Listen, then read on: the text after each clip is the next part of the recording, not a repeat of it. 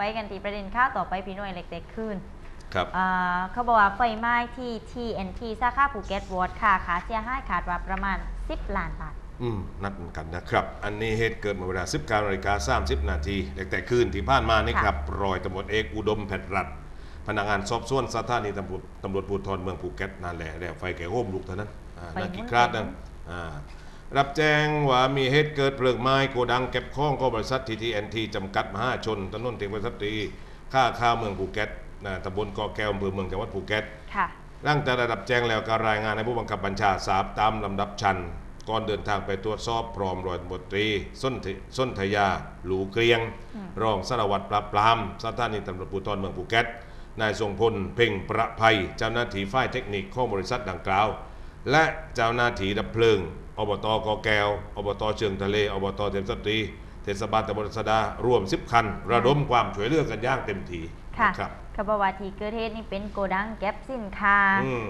ไม่ใช่โกดังเก็บสินค้าโกดังเก็บของอยู่ติดกับอาคารปฏิบัติงานของบริษัทดังกล่าวก็คือ TNT เห็นเพลิงกำลังโหมไหม้อย่างรวดเร็วเจ้าหน้าที่จึงได้เร่งสกัดเพลิงใช้เวลาประมาณ1 ชั่วโมงพี่น้อยจึงสามารถควบคุมเพลิงเอาไว้ได้โดยจากการตรวจสอบความเสียหายพบรถยนต์กระบะยี่ห้อโตโยต้าค่ะสีขาวหมายเลขทะเบียนท่อทุ่งหย่อยักษ์8311กรุงเทพมหานครซึ่งเป็นรถข้องไฟติดตั้งถูกเพลิงเผาไหม้ได้รับความเสียหายเล็กน้อยส่วนโกดังที่ถูกเพลิงไหม้ภายในเป็นที่จัดเก็บสายไฟเบอร์ออปติกสายทองแดงสายใหญ่แก้วน้ำถูกเผาเสียหายวอดทั้งหมดทางนอกจากนี้ยังพบว่าอาคารปฏิบัติงานถูกเพลิงไหม้ได้รับความเสียหายเช่นเดียวกันทางนี้มูลค่าความเสียหายขาดว่าน่าจะประมาณไม่ต่ำกว่า10 ล้านบาทค่ะจากการสอบสวนนายอนุสักนวะโคลักนะครับอายุ32 ปีอยู่บ้านเลขที่204/7 หมู่ 3 ตำบลศรีสุนทรพนักงานรักษาความปลอดภัยของบริษัทดังกล่าวนะครับบอกว่าก่อนเกิดเหตุได้เข้าเวรเพื่อดูแลความปลอดภัยรักษาความปลอดภัยกำลังตรวจตราความปลอดภัยของบริษัทดังกล่าวรวม3 คนพออยู่ๆก็เอ็นเพลิงไหม้ที่โกดังอย่างรวดเร็วจึงแจ้งให้นายทรงพลเพ่งประภัยเจ้าหน้าที่ฝ่ายเทคนิคก่อนแจ้งความให้เจ้าหน้าที่ทราบจากนั้นก็ได้ใช้เวลาดับเพลิงประมาณ1 ชั่วโมงเพลิงจึงสงบส่วนสาเหตุครั้งนี้ยังไม่สามารถสรุปได้แน่ชัดเบื้องต้นคาดว่าไฟฟ้า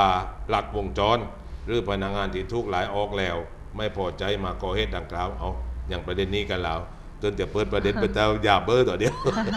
แต่การนี้นะครับตำรวจก็จะสืบสวนเองเรื่องระวางเพลิงอย่างไรก็ตามนะครับสาเหตุที่แท้จริงคงต้องรอเจ้าหน้าที่วิทยาการจังหวัดภูเก็ตเข้ามาตรวจสอบก่อนสรุปสาเหตุที่แน่ชัดต่อไปอันนี้ก็จากการให้ปากคำของรปภ.ก็ให้อีกประเด็นหนึ่งแล้วนอกเหนือจากไฟฟ้าลัดวงจรที่ตั้งข้อสังเกตไว้หรือว่าแกจะกำมาหรือว่าเป็นบอลพนักงานที่ทุกหลายออกไปอันนั้นครับเป็นไม่ทราบเป็นเหลืองของเจ้าหน้าที่ตำรวจก็จะต้องดำเนินการในการสืบสวนสอบสวนกันต่อไปแต่ว่าที่ตรงนั้น